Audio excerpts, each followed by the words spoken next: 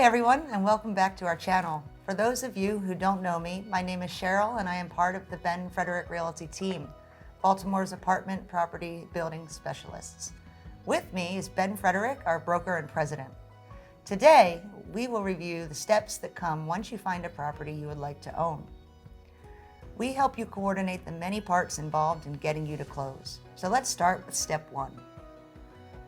Once you have found a property you like, the next step is to make an offer. Ben, would you tell us what an offer is? Sure, Cheryl. Making an offer involves signing a contract between you and the seller that sets out the terms and conditions of the purchase. It will list the sales price, the deposit, and any contingencies. The main contingencies are financing, as is now how you will finance the property, the title so that the seller guarantees that they can deliver the property to you, and lastly, there's a contingency about the condition of the property. Most residential contracts of sale talk about a home inspection contingency. However, when you purchase a multifamily building, there are more items that need to be examined and inspected. We structure our contracts with a study period, giving you time not just to study the physical condition of the property, but also time to approve and read the leases, to verify zoning, compliance with city laws and codes, to look at utility costs and service contracts applicable to the property. Ben, I'd like to add along with that, you do include an earnest money deposit or a check which binds the contract. Next, the contract is presented to the seller. Now there may be some back and forth negotiations on some of the terms and conditions of your offer. Once there is a complete agreement on all terms and conditions, the contract is fully signed by all parties. The process begins of satisfying these contingencies, bringing us to step 2. Because it can take a week or two to schedule a home inspector, the very first thing you will want to do is book your home inspection. Immediately after that, you will apply for your loan and begin the loan application process. Your lender will be asking you for all types of documents. To begin your financing application, they will immediately need the prior 2 years of tax returns, 2 months of recent bank statements, and that's both checking and saving, 2 recent pay stubs, and your social security number or numbers so they can run a credit check. Now, throughout the loan process, the lender may request other documents from you. It is important to provide documentation promptly to make sure the loan application process is moving along. Ben, do you have anything you'd like to add there? Yes, Cheryl. The lender will order the appraisal. It is also important to save all copies of your bank statements, credit card statements, and other financial documents while this process is occurring. By the time we are approached closing, the lender may require updated and current statements from your bank statements and credit card statements. A common mistake that people make is when submitting their bank statements is that they will omit pages. If your bank statement is 6 pages, but the last page or so is advertising, the lender still wants to see all 6 pages. To avoid delays, make sure you save all of the pages of your bank statements. If you're relying on alimony or child support to qualify for the loan, the lender will want to see these documents as well.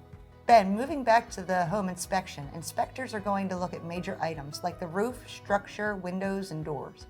He is going to check and test the heating and air conditioning systems, every plumbing fixture, electrical outlet, and appliance. After the inspection, you will receive a written report that will itemize all the defects he found with the property. Home inspection reports can be intimidating.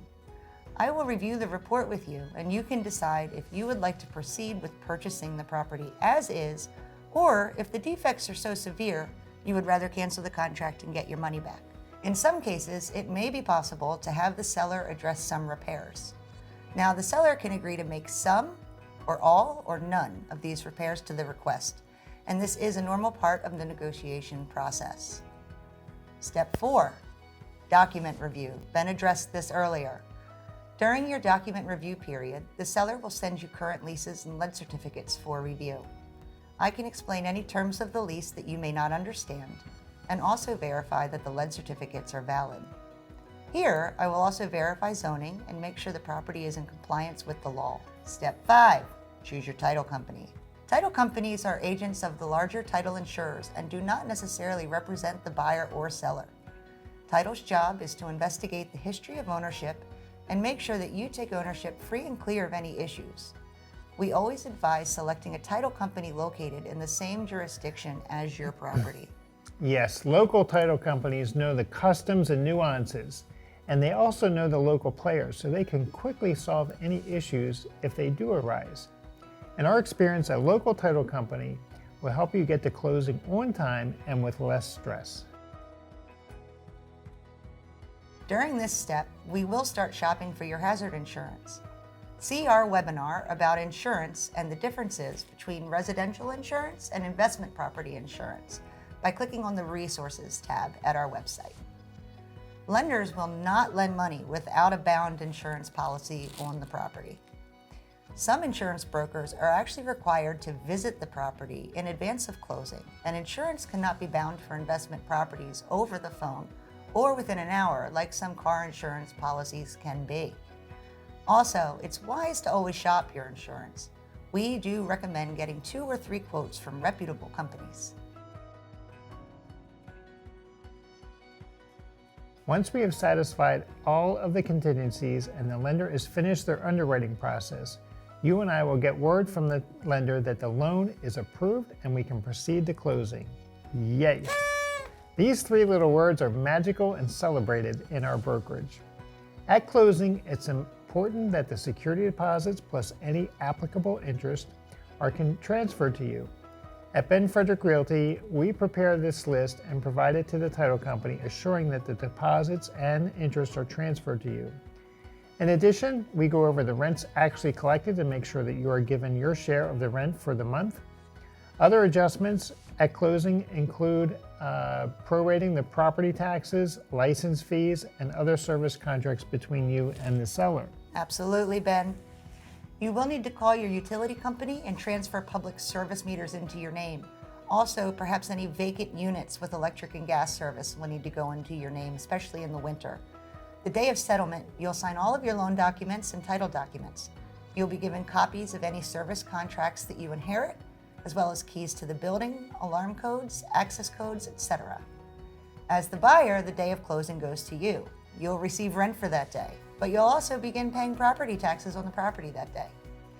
Your contact information will be delivered to any and all of the tenants in the building so that they may contact you regarding leasing information or maintenance issues moving forward. And with that, congratulations, you are now an investment property owner. I want all of my clients and customers to succeed, so when you purchase a building from me, I am willing to spend time with you and share with you property management tools, tips, techniques, and best practices, so you are set up for success from the start. Thanks for tuning in with Ben and I today. If you found this helpful, be sure to subscribe to our channel. Let me know if there are any topics you'd like to see addressed by emailing me, Cheryl at Ben Frederick, or commenting below. See you next time.